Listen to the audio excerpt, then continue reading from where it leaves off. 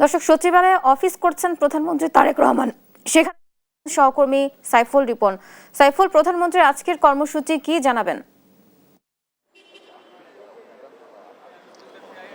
প্রধানমন্ত্রী তারেক রহমান কিন্তু সকাল 9টা নাগাদ এই সচিবালয়ে যে প্রধানমন্ত্রীর কার্যালয় রয়েছে সেই কার্যালয়ে এসেছেন এবং তিনি সেখানে অফিস করছেন। এবং আজকে সকাল 10:30টা নাগাদ নিউমোরিং কন্টেইনার টার্মিনাল বিষয়ে একটি গুরুত্বপূর্ণ সভা অনুষ্ঠিত হওয়ার কথা রয়েছে। যেই সভায় প্রধানমন্ত্রী তারেক রহমানের সভাপতিত্বে অংশ নেবেন অর্থ মন্ত্রণালয়ের মন্ত্রী আমির খসরু মাহমুদ চৌধুরী, পররাষ্ট্রমন্ত্রী ডক্টর খলিলুর রহমান, আইন, বিচার ও সংসদ বিষয়ক মন্ত্রী আসাদুজ্জামান এবং বিডার চেয়ারম্যান আশিকুর রহমান।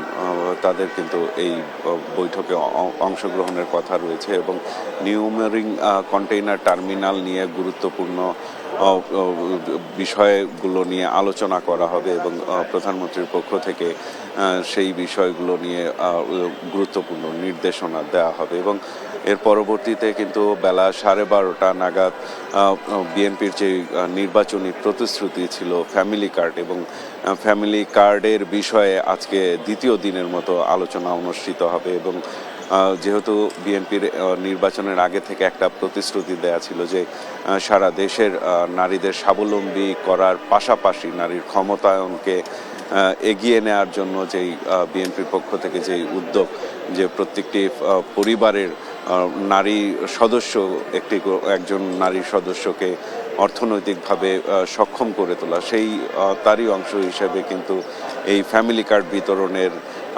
বিষয়টি পরিকল্পনা করা হয়। এবং সেই পরিকল্পনা বাস্তবায়নে এর আগেও একদিন বৈঠক অনুষ্ঠিত হয়েছে এবং আজকে সেই পরিকল্পনা বাস্তবায়নের দ্বিতীয় বৈঠকটি অনুষ্ঠিত হবে। এবং এরই মধ্যে কিন্তু সিদ্ধান্ত হয়েছে ঈদের আগেই এই ফ্যামিলি কার্ড যে পরিকল্পনা সেইটি বাস্তবায়ন করা হবে এবং প্রান্তিক পর্যায়ের যারা নারীরা রয়েছেন সেই সব পরিবারের প্রান্তিক পর্যায়ের এবং দুস্থ যেসব পরিবার রয়েছে সেই সব পরিবারের নারী সদস্যদের দিয়েই মূলত এই ফ্যামিলি কার্ডের যেই যাত্রা সেটি শুরু করা হবে এবং পরবর্তীতে ধীরে ধীরে সেটি আর্থিক সক্ষমতা বিবেচনায় ভালোর দিকে যারা যাচ্ছেন এবং দরিদ্র থেকে নিম্ন মধ্যবিত্ত এভাবে আসলে ফ্যামিলি কার্ডগুলো বিতরণ করা হবে, এমন ধরনের কিন্তু নীতিগত সিদ্ধান্ত হয়েছে। এবং সেই বিষয়গুলো নিয়ে আজকের যেই দ্বিতীয় সভা, সেই সভায়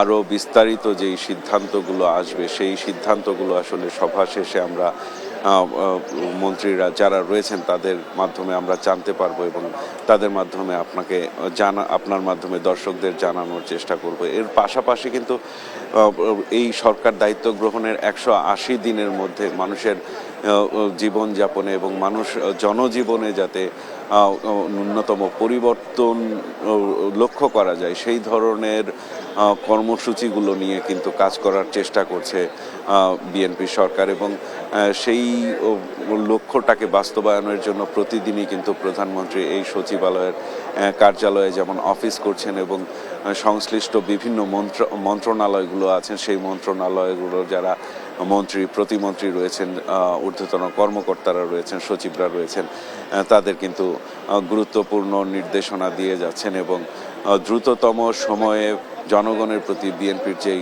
প্রতিশ্রুতিগুলো দেয়া আছে সেই প্রতিশ্রুতিগুলো বাস্তবায়নের পথে এগিয়ে যাওয়ার চেষ্টা করছেন প্রধানমন্ত্রী তারেক রহমান। তো এই ছিল আমার কাছে এখানকার সর্বশেষ পরিস্থিতি।